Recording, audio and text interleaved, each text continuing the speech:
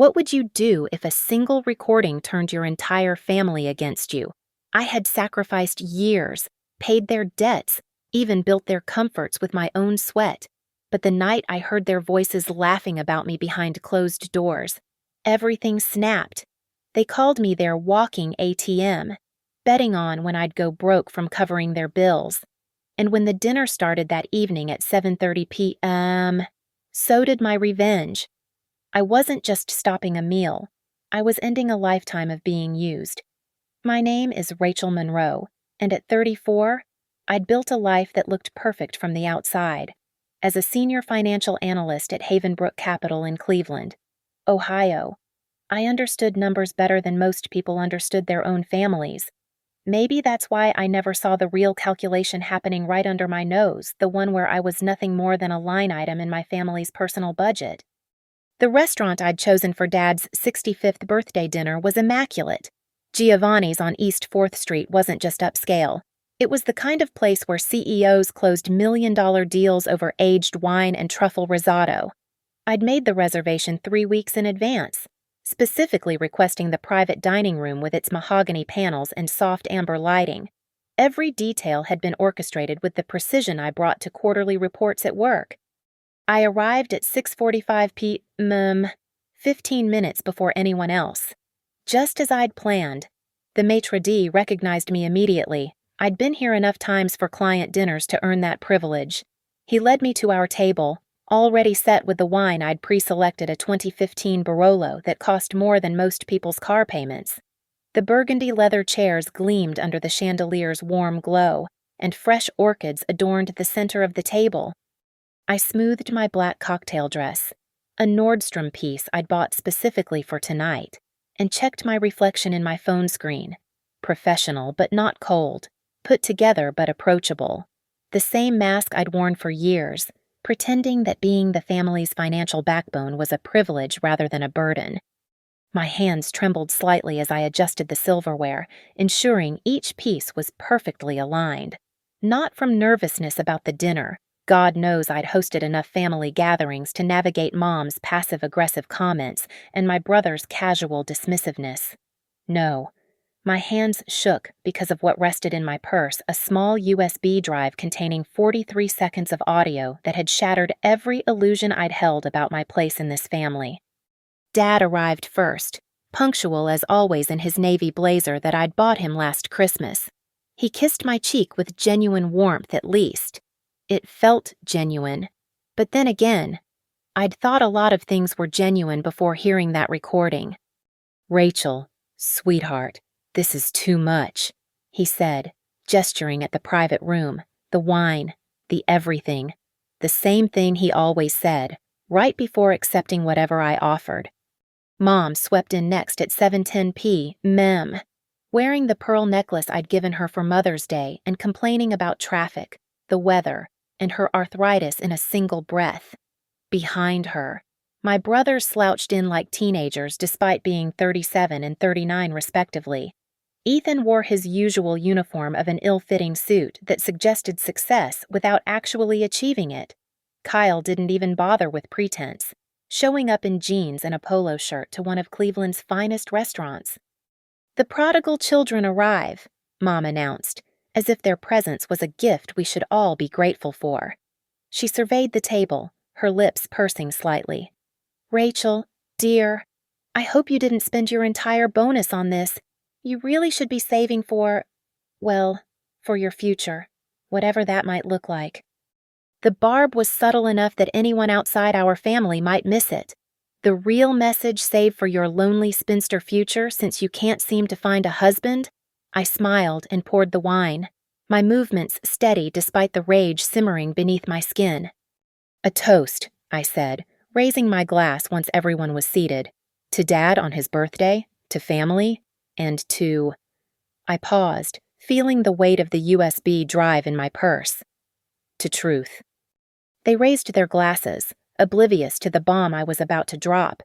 Ethan was already eyeing the menu, probably calculating how much he could order since his little sister was paying.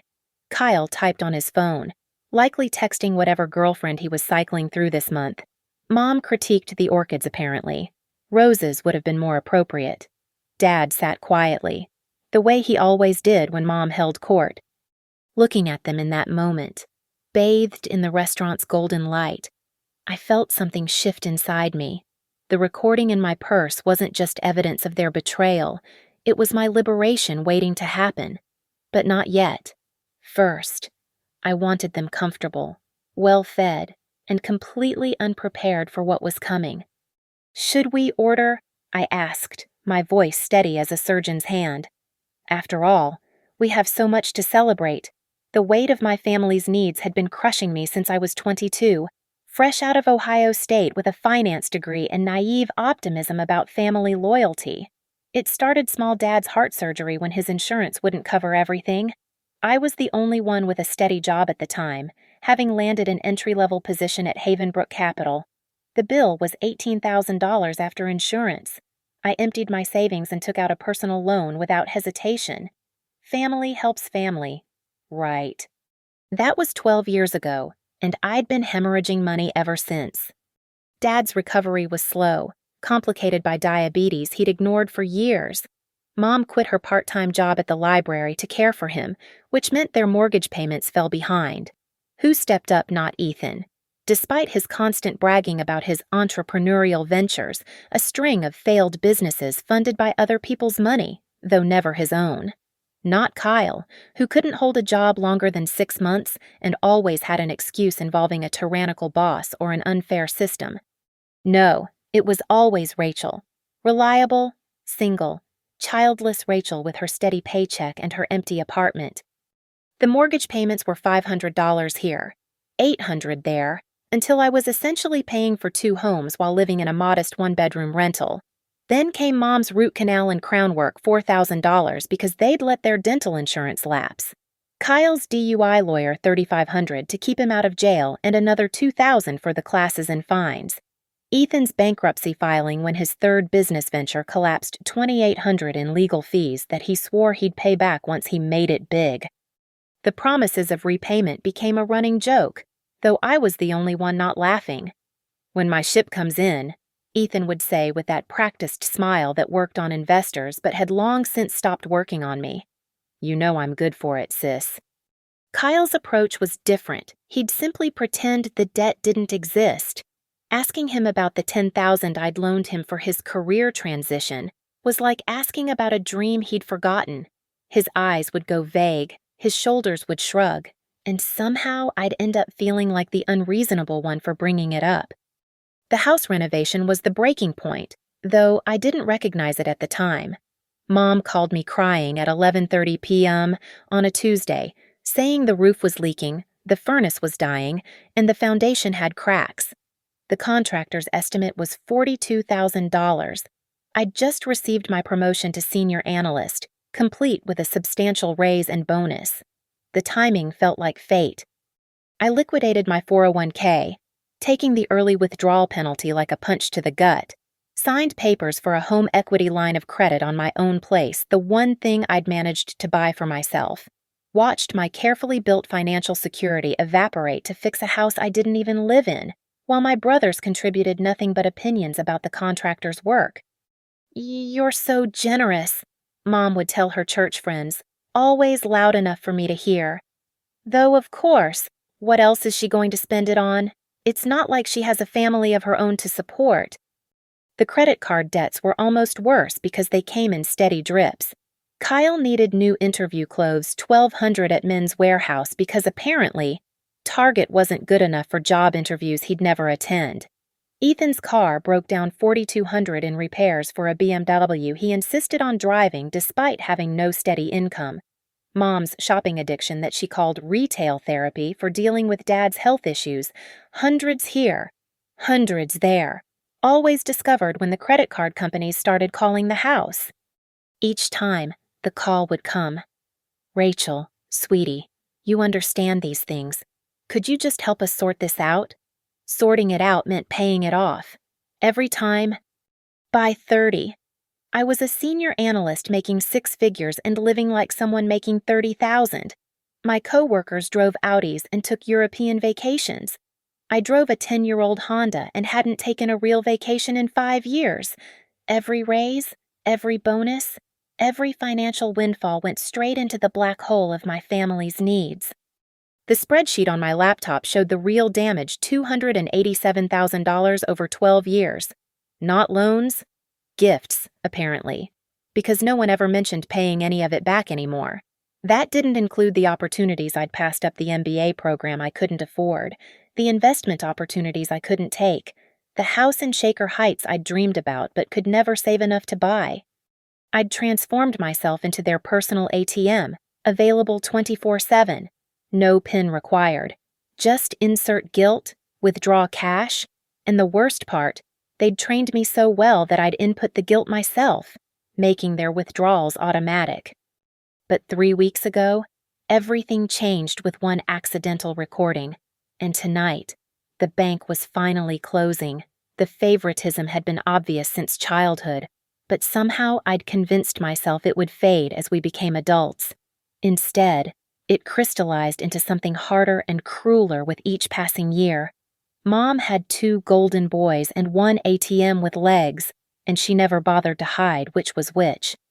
Ethan could do no wrong. When his first business failed, Mom called it a learning experience for a visionary.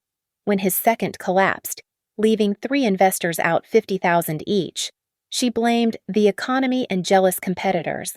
By his third bankruptcy, she'd perfected the narrative, Ethan's just too innovative for ordinary people to understand. Meanwhile, when I'd received my 3rd promotion in 5 years, her response was, "Well, I suppose someone has to be the worker bee?" Kyle was her baby, forever frozen at 17 in her eyes despite approaching 40. His DUI was a silly mistake anyone could make. His inability to hold a job was because sensitive souls like Kyle aren't meant for corporate drudgery. His string of failed relationships with women who eventually tired of dating a man-child were because those girls just couldn't appreciate his free spirit. But Rachel, I was held to different standards entirely. "You really should dress more femininely," Mom would say at family dinners, eyeing my business attire with disapproval. "No wonder you're still single. Men don't want to date someone who looks like their competition." When I bought my Honda Civic sensible, reliable, within budget, she'd sighed dramatically. "Ethan says successful people project success. Maybe if you drove something nicer, you'd attract a better caliber of person." This from a woman whose son Ethan leased a BMW he couldn't afford and had me pay for its repairs. Every achievement of mine came with a qualifier. My promotion wasn't a success. It was compensation for not having a real life. My salary wasn't impressive. It was what you'd expect from someone who lives at the office. My financial stability wasn't responsible. It was typical of people who have nothing else to spend money on. The Thanksgiving incident 2 years ago still burned in my memory. I'd spent 14 hours preparing a feast for 12, using recipes from Mom's own cookbook, matching her table settings from childhood memories. The turkey was perfect, the sides abundant, the desserts homemade. When Ethan showed up 3 hours late with a store-bought pie, Mom gushed for 20 minutes about how thoughtful he was to contribute. When Kyle appeared at 8 p.m., drunk and empty-handed, she fixed him a plate and rubbed his shoulders while he ate. But my efforts. Rachel always overdoes things. It's like she's trying to prove something. The Christmas shopping comparisons were another annual torture. I'd research for weeks, finding thoughtful gifts that showed I paid attention Dad's favorite author's latest signed edition. Mom's beloved perfume discontinued but found through a specialty dealer. Customized golf clubs for Ethan. Vintage concert posters for Kyle. Their gifts to me were afterthoughts wrapped in previous year's paper generic bath sets, one-size-fits-all scarves, gift cards to restaurants I'd mentioned I didn't like. "Rachel's so hard to shop for," Mom would announce. "She already buys herself everything she needs. What do you get someone who has no life outside work?" Last Easter, the cruelty reached new heights. I'd been dating Marcus for 3 months, a doctor from Cleveland Clinic, kind, accomplished, interested in building something real. I'd finally worked up the courage to bring him to family dinner. Within an hour, Mom had made 4 comments about my biological clock, suggested I was trying too hard with my appearance, and asked Marcus if he was really okay with dating such a career-focused woman. Meanwhile, Kyle brought his latest girlfriend, a 22-year-old bartender he'd met the previous week, and Mom couldn't stop praising how vibrant and full of life she was. How good for Kyle's spirit. When Marcus and I left early, Mom's parting shot was, "Don't work too hard, Rachel. You know how you get when you're stressed it's not attractive." Marcus lasted another month before deciding my family was too much drama. I couldn't blame him. The pattern was always the same.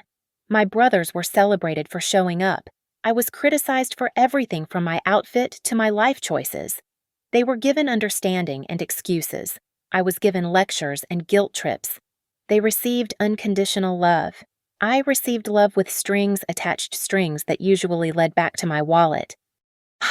"You're the strong one," Dad would sometimes say quietly, as if that explained everything, as if strength meant I didn't need kindness, as if being capable meant I deserved less love. At last year's 4th of July barbecue, I overheard Aunt Diana ask Mom why she was so hard on me. Mom's response was a knife between my ribs. "Rachel doesn't need coddling. She's not like the boys, she doesn't have their warmth. She's all sharp edges and spreadsheets. Besides, someone has to keep her grounded, or she'd think she's better than everyone else with that salary of hers." All sharp edges and spreadsheets. That's what 20 years of being the family bank had made me in their eyes. Not a daughter or sister, just a walking, talking financial institution with no feelings to hurt and no needs to meet. But they were wrong about one thing. I did have feelings. And 3 weeks ago, I'd heard exactly what they thought about those feelings, captured in digital clarity on a forgotten phone. 3 weeks before Dad's birthday dinner, I'd stopped by my parents' house to drop off groceries, another unspoken expectation that had somehow become my responsibility. Mom was at her book club, Dad was napping, and the house felt unusually quiet as I unpacked organic vegetables and grass-fed beef they'd never buy themselves, but somehow deserved on my dime. That's when I saw it Kyle's old iPhone, the one I'd bought him 2 years ago before he'd convinced me he needed an upgrade. It was wedged between the couch cushions in the living room, probably forgotten during one of his crash visits when he needed laundry done or a free meal. The screen was cracked but still functional. I picked it up to put it in the junk drawer, and that's when I noticed it was still recording. The recording app was open, timer showing 4 hours and 17 minutes. Kyle must have accidentally triggered it and never noticed, typical of his carelessness with expensive things he didn't pay for. I almost deleted it immediately, but something made me scrub back through the timeline. Most of it was dead air, the muffled sounds of pocket fabric. Then, at around the 3-hour mark, voices became clear. My finger hovered over the stop button, but I heard my name. "Rachel's coming by tomorrow with groceries," Mom's voice said, crystal clear. She must have been sitting right on the couch above where the phone had fallen. "Free delivery service strikes again," Ethan laughed. "Does she bring toilet paper too, or do you have to actually buy that yourselves?" "Don't be crude," Mom chided, but she was laughing too. "Though she did bring laundry detergent last week, the expensive kind.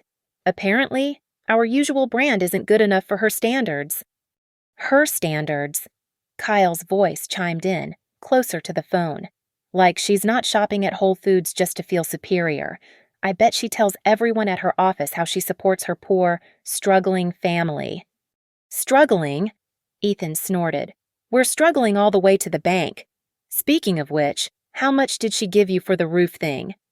$42,000, Mom said, and I could hear the smile in her voice. She liquidated her entire retirement fund. Can you believe it? 34 years old and threw away her retirement for a house she doesn't even live in. "Because she's desperate," Kyle said. "Desperate to matter. Desperate to be needed. It's actually sad when you think about it." "What's sad is that she thinks we don't see through it," Ethan added. "Like we're supposed to be grateful for her showing off. Oh, look at me. I'm so successful. Let me pay for everything. It's embarrassing." My legs had given out at that point. I'd sat on the kitchen floor, phone pressed to my ear, listening to my family dissect me like medical students around a cadaver. "Remember Christmas," Kyle was saying. "When she bought everyone those expensive gifts, the look on her face when she opened that bath set from the dollar store." "It wasn't from the dollar store," Mom protested, laughing. "It was from Target." Same difference, and she still pretended to love it. God, she's like a puppy, just desperate for any scrap of approval. "A very rich puppy," Ethan corrected. "How much do you think we can get for Dad's birthday dinner?" "Oh, she'll go all out," Mom said confidently. "Some ridiculous restaurant, $100 wine bottles. She'll probably spend $2,000 trying to prove she's a good daughter." "Oh, while we prove we're good actors," Kyle laughed. "I should get an Oscar for pretending to care about her promotion last month." "You were very convincing," Mom agreed. Though not as good as Ethan talking about how proud he was of her. I almost believed that one myself. "It's easy," Ethan said. "Just think about the money while you're talking. Makes the smile more genuine. Like, 'I'm so proud of you, sis,' and your fat bank account." They all laughed at that. The sound was poison, each chuckle a drop of acid on everything I'd believed about my family. "The best part," Mom continued, "is she actually thinks we need her, like we couldn't survive without Princess Rachel and her charity." "Could we, though?" Kyle asked. "Survive without her money?" "We did before she started making the big bucks," Mom said. "We'd do it again. Might have to actually budget, but we're not invalids. She just makes life easier." "Like a walking ATM," Ethan said. "Insert guilt, withdraw cash." "Ethan," Mom protested, but she was laughing again. "That's terrible." "But accurate," Kyle added. "Hey, want to take bets on when she'll finally figure it out?" "Never," Mom said firmly. "She needs us to need her more than we need her money. It's the only way she feels important. Without us to support, what would she have a nice salary and an empty apartment? She'd rather be broke with purpose than rich and alone." "Dad's being quiet," Kyle observed. "What do you think, Pop?" There was a pause. Then Dad's voice, quiet but clear. "I think the grocery store closes at 9 if someone needs to go." "That's it," Ethan pressed. "No opinion on your daughter, the cash cow." "She's..." Dad started, then stopped. "The groceries. Someone should check if we need milk." His deflection was somehow worse than agreement. His silence was complicity, wrapped in the cowardice of a man who wouldn't defend his daughter but would happily eat the food she bought. The recording went on for another 20 minutes, but I'd heard enough. I'd sat on that kitchen floor until my legs went numb, replaying parts of it, making sure I hadn't misunderstood. But there was no misunderstanding walking ATM or desperate puppy or the casual cruelty of people who were supposed to love me. I'd taken the phone, transferred the recording to my own device, and left it in the junk drawer where it belonged. Then I'd driven home, thrown up, and started planning. The 3 weeks between finding the recording and Dad's birthday dinner were the longest of my life. I'd considered canceling the whole thing, sending a text about a work emergency, disappearing into the safety of silence. But that would be letting them win. They'd probably laugh about how I couldn't even maintain the facade through one dinner, how fragile I was beneath my sharp edges and spreadsheets. No, they wanted dinner and a show I'd give them exactly that. The first step was maintaining absolute normalcy. I responded to Mom's texts with the same dutiful efficiency as always. Yes, I'd made the reservation. Yes, it was somewhere nice. No, she didn't need to bring anything. When Ethan called asking for a small loan of $3,000 for a sure-thing investment opportunity, I told him I'd have to check my accounts after Dad's birthday, my usual stall tactic that he accepted without question. The USB drive cost $12 at Best Buy. Such a small thing to hold the destruction of everything we'd pretended to be. I transferred the recording onto it, edited down to the most damaging parts 43 seconds of pure, concentrated truth. No filler, no context that might soften the blow. Just my mother calling me a walking ATM, my brothers laughing about my desperation, and that poisonous discussion about taking bets on my ignorance. I practiced my delivery in the mirror each night. Not what I'd say those words had been burning in my throat since the moment I heard the recording, but how I'd look when I said them. Calm, controlled, the opposite of the desperate puppy they'd described. I wouldn't cry, wouldn't scream, wouldn't give them the satisfaction of seeing me break. The hardest part was deciding what to do about the money. My first instinct was to withdraw everything, close every avenue of support immediately. But that felt too simple, too expected. They'd paint me as petty, vindictive, unable to take a joke. Rachel always was too sensitive, Mom would tell her church friends. We were just venting, and she turned it into this whole production. No, I needed something more surgical, something that would make them understand exactly what they were losing. I spent hours creating a spreadsheet not unlike the ones I built at Havenbrook, but this one was personal. Every dollar I'd given them over 12 years, categorized and itemized. Medical bills, $87,000. Housing costs, $93,000. Legal fees, $15,000. Personal loans that were never loans at all, $92,000. The total made me sick, but I formatted it beautifully, with graphs and charts that would make any financial analyst proud. I also prepared documentation for everything I was currently paying Mom and Dad's mortgage, their utilities, their car insurance, their cell phone plan, Kyle's gym membership, Ethan's storage unit for his failed business inventory, automatic payments that had become so routine I'd almost forgotten about them. Almost. The cancellation emails were drafted and scheduled to send at exactly 8 p.m. on Dad's birthday, right in the middle of dinner. The mortgage company, the insurance company, Verizon, the utility companies. All of them would receive notice that automatic payment was being terminated immediately, not out of spite, but with a clinical professionalism that would make my position clear. This was a business decision, nothing more. I also did something else, something that felt like building armor. I opened a new savings account at a different bank, one my family didn't know about, and transferred 70% of my liquid assets into it. Then I changed all my passwords, set up two-factor authentication, and removed Mom from my emergency contacts at work. Small moves, but each one felt like reclaiming a piece of myself. The restaurant's AV system was the trickiest part. Giovanni's didn't typically allow customers to connect devices to their sound system, but I'd built enough goodwill and spent enough money that the manager agreed to my request for a special birthday surprise. I told him I had a touching video montage of family memories. He even offered to dim the lights for effect. The night before the dinner, I couldn't sleep. I lay in bed running through scenarios, imagining their faces, predicting their reactions. Would Mom cry? Would Ethan try to deny it? Would Kyle attempt to turn it into a joke? Would Dad finally say something in my defense? At 4:30 a.m., I gave up on sleep and went to my home office. The USB drive sat on my desk, innocuous and devastating. I picked it up, turned it over in my fingers, considered destroying it and just walking away from everything cleanly.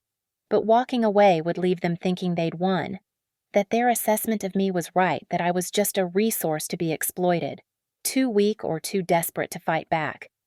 I thought about the woman in the recording, the one they'd laughed about, the pathetic creature who bought love with money, who prostrated herself for crumbs of approval.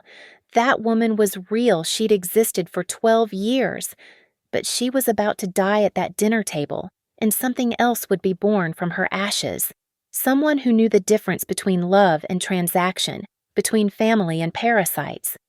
I slipped the USB into my purse's inner pocket, where it would wait until the perfect moment. Then I pulled up the reservation confirmation for Giovanni's, looking at the time, 7:30 p.m.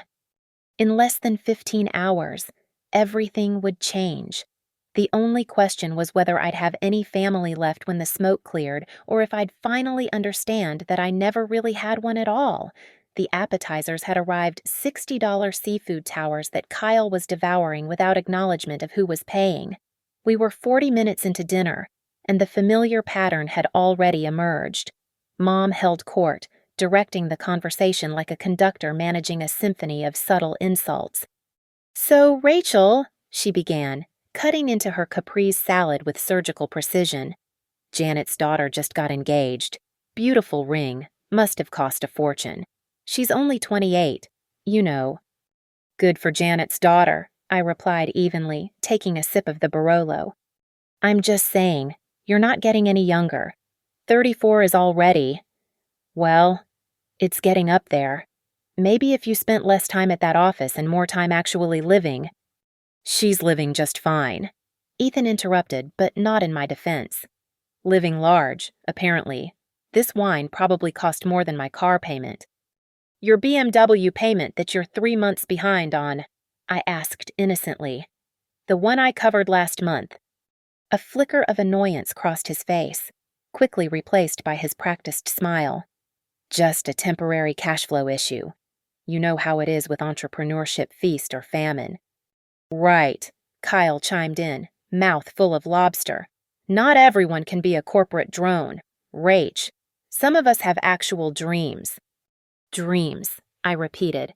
"Is that what we're calling unemployment now?" Mom's fork clinked against her plate, her warning sound. "Rachel, there's no need to be nasty. Your brother is exploring his options." "He's been exploring them for 15 years. You know," Mom said, her voice taking on that patronizing tone I knew so well. "This is exactly why you're alone. Men don't like women who are so harsh, so judgmental. You could learn something from your brothers about being warm." Warm. I felt my grip tighten on my wine glass. "Yes, warm, approachable. Not everything is a spreadsheet. Rachel, not everything is about money and success and showing off." "Showing off," I repeated slowly. "Is that what you think I'm doing?" Dad shifted uncomfortably in his seat, the leather creaking beneath him. He'd been silent mostly, focusing on his food with the determination of someone avoiding landmines.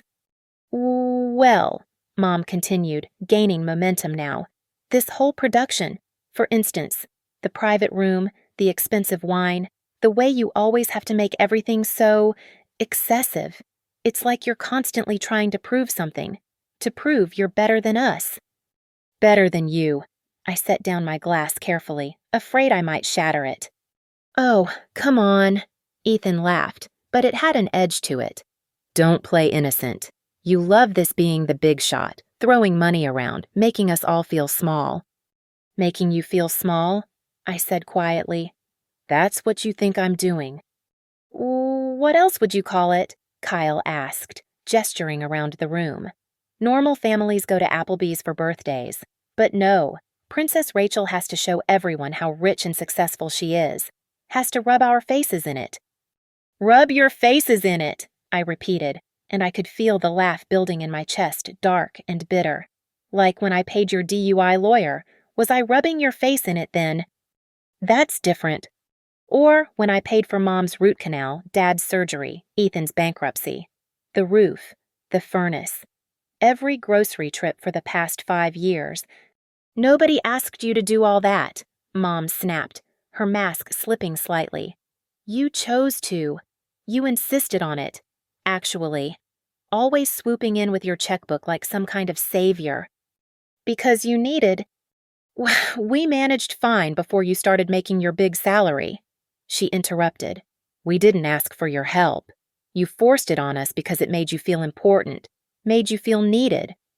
The words were so close to what she'd said in the recording that I almost pulled out the USB right then. But no, not yet. I wanted more. I wanted them to bury themselves completely. "So you don't need my help?" I asked, my voice dangerously calm. "Oh, we'll take it," Ethan said with a shrug. "If you're offering, but don't act like you're doing us some huge favor. You're doing it for yourself, to feel superior, to have something to hold over us."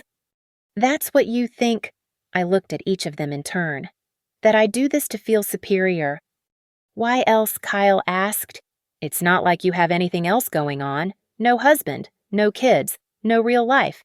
Just work and this, playing ATM for the family." There it was, the exact phrase from the recording. Playing ATM. Mom reached over and patted my hand with false sympathy. Honey, we love you, but you have to admit, your priorities are a little skewed. All this money you throw around, it doesn't make you family. It just makes you useful. Useful, I said, pulling my hand away. Not loved. Just useful. Don't be dramatic, she sighed. You always make everything so difficult. So complicated. Can't we just have a nice dinner without you getting all sensitive? I looked at Dad, still silent, still staring at his plate. Nothing to add. Dad, no thoughts on your useful daughter. He glanced up briefly, then back down. The food's getting cold. That's when I knew with absolute certainty that after tonight, I'd never share another meal with these people again. The main course hadn't even arrived, but the Last Supper was already over. I stood up slowly, deliberately, smoothing my dress as I rose. The conversation died instantly. Mom looked annoyed at the interruption of her monologue about my failures. Ethan checked his phone, probably calculating how much more he could order. Kyle reached for another piece of bread. Dad finally looked up, perhaps sensing the shift in atmosphere. I have something for you, Dad, I said, my voice steady as granite. A birthday gift. Something special. Rachel, sit down, Mom commanded. The main course hasn't even... This won't take long, I interrupted, pulling out my phone and the USB drive. In fact, it's only 43 seconds. I walked to the sound system panel on the wall where the manager had shown me the connection port earlier. My hands were perfectly steady as I plugged in the USB, connected my phone via Bluetooth as backup, and pulled up the audio file. The small speaker icon glowed green ready. What are you doing? Ethan asked, a note of uncertainty creeping into his voice. Sharing a memory, I said, turning back to face them. A really special family moment that I think we should all relive together. I pressed play. Mom's voice filled the private dining room, crystal clear through Giovanni's excellent sound system. She liquidated her entire retirement fund. Can you believe it, 34 years old, and threw away her retirement for a house she doesn't even live in? The blood drained from Mom's face so fast I thought she might faint. Kyle's recorded voice came next. Because she's desperate. Desperate to matter. Desperate to be needed. It's actually sad when you think about it. Kyle's real face went from confused to horrified in the span of a heartbeat, his bread dropping onto his plate. Then Ethan's laugh echoed through the room, like we're supposed to be grateful for her showing off. Oh, look at me. I'm so successful. Let me pay for everything. It's embarrassing. Ethan's mouth opened and closed like a fish gasping for air. No sound coming out. The hits kept coming. Mom calling me a desperate puppy. Kyle comparing me to a walking ATM. Ethan suggesting they were all just good actors pretending to care. And then, the crown jewel. Mom's confident declaration, she needs us to need her more than we need her money. Without us to support, what would she have? She'd rather be broke with purpose than rich and alone.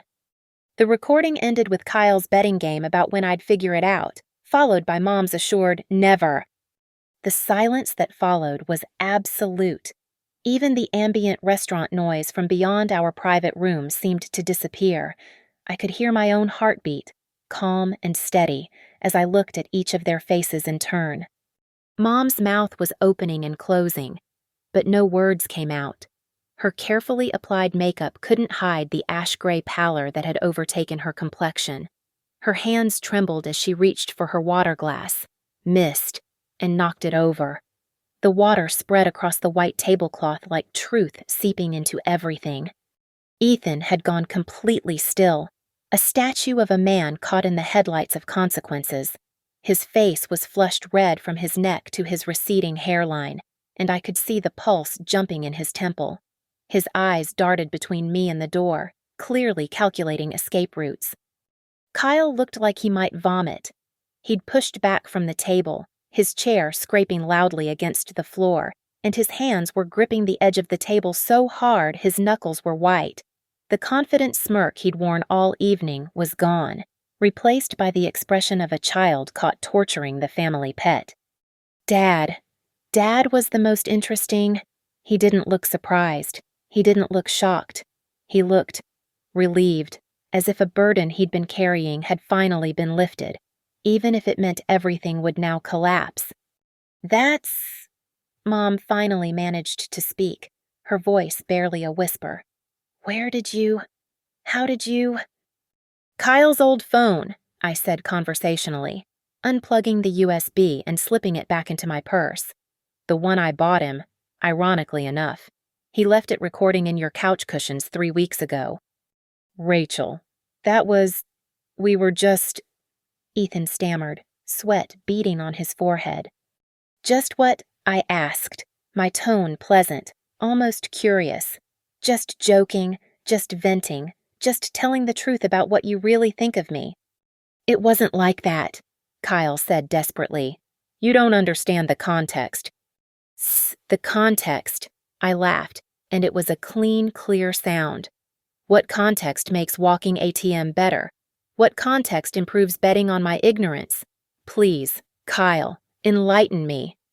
We were angry, Mom said, recovering some of her composure, trying to shift into damage control mode. We were frustrated, and people say things when they're frustrated that they don't mean. You were laughing. I cut her off. You were all laughing, having a grand time discussing how pathetic I am, how desperate, how easy to manipulate. That didn't sound like anger. That sounded like entertainment. You violated our privacy, Ethan said, trying to find solid ground, trying to make me the villain. You recorded us without consent. I didn't record you. You recorded yourselves. And even if I had, what jury would convict me after hearing what my own family says about me behind closed doors? The waiter chose that moment to knock, probably to deliver our main courses.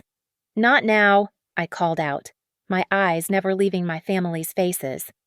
Rachel, sweetheart, Dad finally spoke, his voice rough.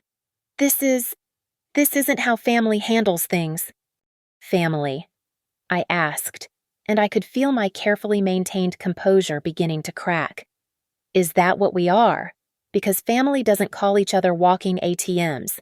Family doesn't take bets on each other's humiliation. Family doesn't laugh about someone's desperation while spending their money. We're still family, Mom said, reaching for my hand across the table. This doesn't change. I pulled away before she could touch me. You're right.